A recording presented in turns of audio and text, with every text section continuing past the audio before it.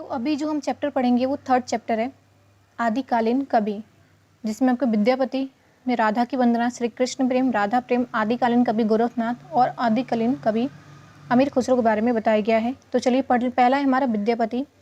थोड़ी बहुत इनके बारे में पढ़ लेते हैं। विद्यापति 1352 से 1448 ईस्वी तक हैं। इनका जन्म और मृत्यु है। संगीत लेखक, दरबारी और राज पुरोहित थे। वह शिव भक्त थे, लेकिन उन्हें प्रेम गीत और भक्ति वैष्णव गीत भी लिखे हैं। उन्हें मैथिल कवि कोकिल भी कहा जाता है। एक नंबर में क्वेश्चन जरूर पूछा जाएगा कि मैथिल कवि कोकिल किसे कहा जाता है। ये विद्यापति को कहा जाता है।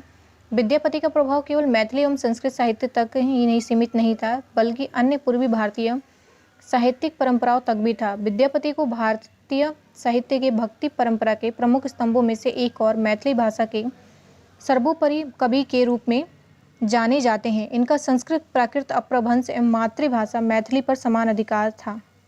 विद्यापति की रचनाएं संस्कृत, अवहट एवं मैथिली तीनों में मिलती हैं। इनके काव्य में मध्यकालीन मैथिली भाषा के स्वरूप का दर्शन किया जा सकता है।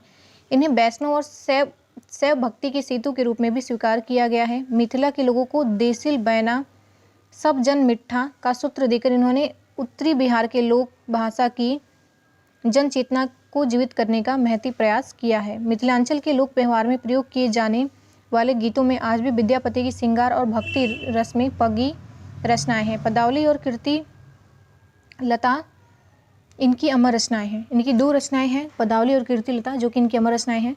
अब पहला इनको जो है देखिए, राधा का वंदना। देखी देखी राधा रूप अपार, अपूर्व के बिहि आनी मिलाओल, खिनी तल लव निसार, अंगहि अंग अनंग सुर छायत, हे रहे पड़त अधीर, मन मंथ कोटि जतन करु जे जन, ये हरि मही मधी गीर।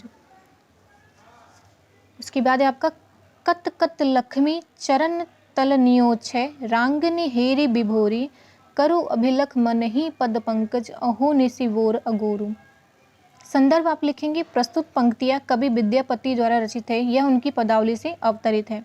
प्रसंग में लिखेंगे कि कवि राधा के सौंदर्य की अपूर्वता का अंकन करते हुए कहते हैं कि राधा के अपार रूप सौंदर्य को देखो, वह सौंदर्य तो अपूर्व है। विधाता ब्रह्मा ने पृथ्वी तक के समस्त सौंदर्य सार को लेकर इस सौंदर्य से मिला दिया है। यही कारण है कि स्वयं कामदेव भी इसके एक एक अंग सौंदर्य को देखकर मूर्छित हो जाता है अथवा अधीरता पूर्वक इसको देखता रहता है। कामदेव जो सबसे सुंदर देवता माने जाते हैं, वो भी राधा रानी की सुंदरता को देखकर मूर्छित हो जाते हैं अथवा आधीरता पूर्वक इनको देखते रहते हैं, या कि उनको एकटक ही देखते रहते हैं। जिसने करोड़ों मनों को मथ दिया है, अथवा जो करोड़ों मनों को मथने वाले कामदेव को भी मात करने वाले श्री कृष्ण तक भी राधा जी के इस सौंदर्य को देखकर पछाड़ खाकर पृथ्वी पर गिर जाते हैं। कृष्ण भी देखते हैं तो वो राधा की सुंदरता देखकर वो मूर्छित हो जाते हैं। वो भी उनके प्रेम में पड़ जाते हैं कि इतनी सुंदर स्त्री, इतनी सुंदर उनकी जो छवि थी इतनी सुंदर थी कि सब उन पे मोहित हो जाते हैं। इस सौंदर्य का अवलोकन करके न जाने कितनी लक्ष्मी जैसी स्त्रियां इनकी चरणों पर न्यौछावर होती हैं। इस सौंदर्य को देखकर मन में यही अभिलाषा होती है कि इनके कमल चरणों को दिन रात गोदी में संभाल कर रखा जाए। ये कवि कह रहे हैं, कवि का है कि उनके कोमल चरणों के दिन रात वो अपने गोदी में रख के उनकी पूजा करें। राधा की विशेष देखिए कि राधा के रूप की सौंदर्य की या अपूर्वता और दैवीय राधा की परम उच्चता को दैत्य है। मतलब कि राधा जी की जो सुंदरता है उनको इतना बढ़ा चढ़ा कर उन्होंने बताया है, बहुत ही ज़्यादा। मतलब कहते हैं कि किसी चीज़ की इतनी प्रशंसा कर दो, इतना, क्योंकि राधा जी हैं इतनी सुंदर और कवि ने भी इनकी प्रशंसा में 4 चांद लगा दिए हैं। इस सौंदर्य आंकन में कवि ने राधा कृष्ण के प्रति अपनी अटल प्रेम भक्ति भावना व्यक्त की है। अलंकार उत्प्रेक्षा इसमें। अब देखिए श्री कृष्ण प्रेम। पहला आपका आदिकालीन कवि विद्यापति में से राधा की वंदना में सिर्फ एक ही वो लगा था आपका। और अब पढ़ेंगे हम श्री कृष्ण प्रेम। इसमें श्री कृष्ण प्रेम में है कि जहाँ जहाँ पद जुग धरई, तहीं तहीं सरोरुह झरई, जहाँ जहाँ झलकाए अंग, तहीं तहीं बिजरू तरंग, की हेरले अपूरब गोरी, पैठल हिया मधी मोरी, जहाँ जहाँ नयन विकास, ततहीं कमल प्रकाश, जहाँ लहू हास संचार, तहीं तहीं अमीय बीथार, जहाँ जहाँ कुटिल कठाक, तहीं मदन सर लाख, हेरैत से धनि थोर, अब तिन भुवन अगोर, पुनु किए दर्शन पाब, अब मोर ई दुख जाब, विद्यापति कह जानी, तुअ गुण देहब आनी। चलिए फिर संदर्भ देखते हैं इसका। प्रस्तुत पंक्तियाँ कवि विद्यापति द्वारा रचित है। यह उनकी पदावली से अवतरित है। इस पद में वे श्री कृष्ण और राधा के प्रेम का वर्णन कर रहे हैं। नायक ने नायिका को कहीं देख लिया है, वह उसके सौंदर्य पर अत्यधिक मुग्ध हो गया है। इसमें कवि ने राधा की विभिन्न विशेषताओं का वर्णन किया है। राधा श्री कृष्ण के मन में बसी हुई हैं, उसी की याद में वह डूबे हुए हैं। कवि स्वयं मानते हैं कि राधा भी श्री कृष्ण के गुणों से आकर्षित होकर उनके पास चली आएंगी। वे इसी को रेखांकित करते हुए कहते हैं कि वह मतलब राधा जी को बोलते हैं कि जहाँ जहाँ अपने दोनों चरणों को रखती थी, वहीं वहीं पर कमल भर जाते थे। जहाँ जहाँ उसके अंगों की कांति झलक पड़ती थी, वहीं वहीं पर बिजली सी चमक जाती थी। मैंने उस अपूर्व सुंदरी को क्या देखा, वह मानो तो मेरे हृदय में ही प्रवेश कर गई।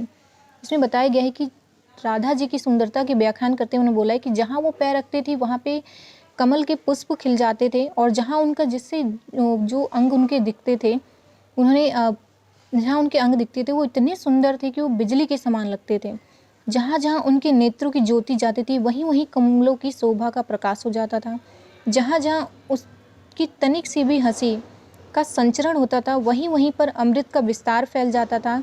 जहाँ जहाँ पर उसके कुटिल कटाक्ष पड़ते थे नैन, वहीं वहीं पर कामदेव के लाखों बाण चलने लगते थे। मैंने उस सुंदरी को तनिक ही देखा था, किंतु अब वह मुझे तीनों लोकों में व्याप्त दिखाई दे रही है। यदि मैं अपने पुण्यों से पुनः उसके दर्शन पा सकूं, तभी मेरा यह विरह दुख नष्ट होगा। विद्यापति कहते हैं कि मैं निश्चित रूप से यह कह सकता हूँ कि तुम्हारे गुण फिर उससे लाकर तुम्हें दे देंगे, अर्थात वह तुम्हारे गुणों से आकृष्ट होकर शीघ्र ही स्वयं तुम्हारे पास चली आएगी। विशेष से राधा के व्यापक सौंदर्य की चित्रण हुआ है। नयन जो देखा कमल भा, निर्मल नीर शरीर, हंसते तो देखा हंसता, दसन ज्योति नगहीर। उसके बाद लयात्मकता है, मैथिली भाषा है, और विभागता भाषा में प्रवाह है। उसके बाद आपका देखिए राधा प्रेम। राधा प्रेम में एक और है कि ए सखी पेखली एक अपरूप।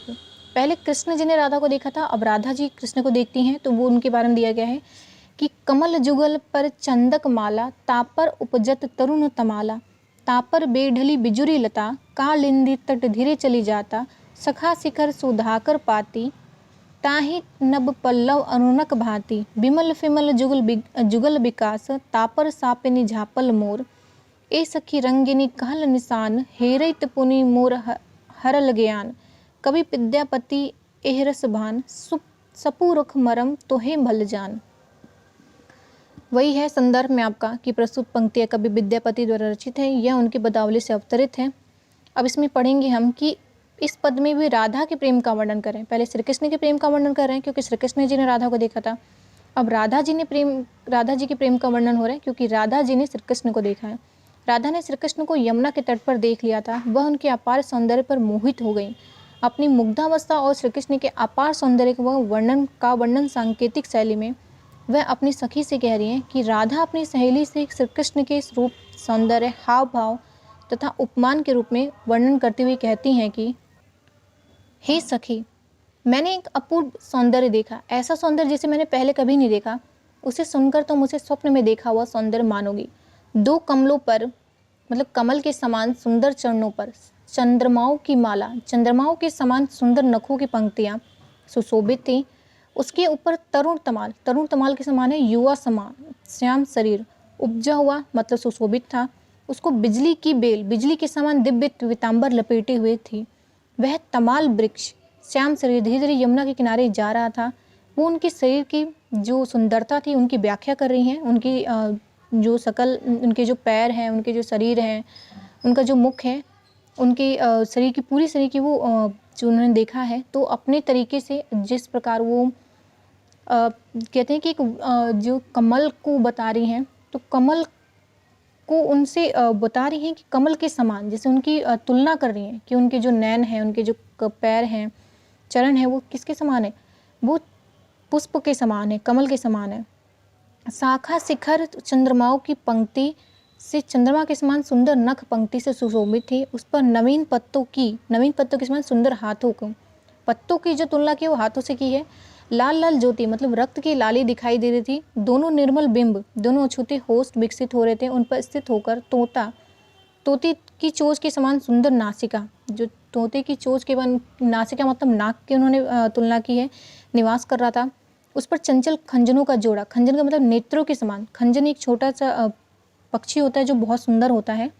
खंजन के नेत्रों के समान दो सुंदर नेत्र था। उस पर मयूर मक्ष, मोर मुकुट, सपरनी के समान श्याम और चिकनी केस राशि को ढके हुए था। हे रंगिनी सखी, मैंने तुमसे अपना संकेत कह दिया है, फिर उसे देखते ही उसने मेरे ज्ञान का हरण कर लिया है, अर्थात मैं अपनी शुद्ध बोध खो बैठी हूँ। कवि विद्यापति कहते हैं कि यह सरस अनुमान है कि तुम सत्य पुरुष श्री कृष्ण के रहस्य को भली प्रकार जानती हो।